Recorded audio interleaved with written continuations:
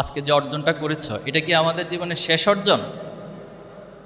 এর আগে হয়তো অনেক অর্জন করেছিলাম, ক্লাস 1 থেকে রোল হয়তো 1 ছিলাম, ক্লাসে ফার্স্ট বয় ছিলাম, ফার্স্ট গার্ল ছিলাম, এভাবে করতে করতে এখন এসএসসি লেভেলটা পার করেছি। এই এসএসসির পরেও আমাদের জন্য অনেকগুলো লেভেল এখনও বাকি আছে। আমাদের জীবন কতদিন শেষ হবে কেউ কি জানি? কে কে জানি যে ভাই আমার মতো, আমি জানা আছে যে আমি ইনশাল্লাহ আগামী 10 বছর পৃথিবীতে থাকবো, এটা আমি কনফার্মেশন দিচ্ছি। অথবা বাংলাদেশে গড় আয়ু 60 to 70 ভ্যারি করে, আমি ইনশাল্লাহ 70 ইয়ার্স এই পৃথিবীতে স্থায়ী থাকবো, এরকম কি কারো নিশ্চয়তা আছে? নেই। তাহলে আমাদের জীবন কার কখন শেষ হবে সেটা আমরা জানি না, কিন্তু এতটুকু জানি জীবন কখনো সমান্তরালভাবে চলে না, জীবনে উত্থান পতন থাকে।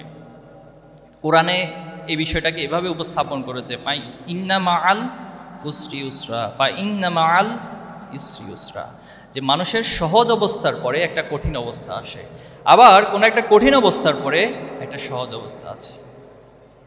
আজকে যদি আমরা মনে করি যে আমাদের এসএসসি A+টাই আমার জীবনে সব কিছু হয়ে গেছে, তাহলে আমার জন্য সামনের দিনের আলটিমেট জায়গায় পৌঁছাটা বেশ কঠিন হয়ে যাবে।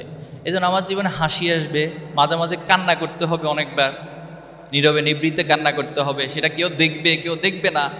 জীবনে অনেক হতাশার কারণ এসে সামনে দাঁড়াবে, কিন্তু আমি আমার স্বপ্নকে, আমার লক্ষ্যে পৌঁছার জন্য আপ্রাণ চেষ্টা চালিয়ে যাবে। তোমাদেরকে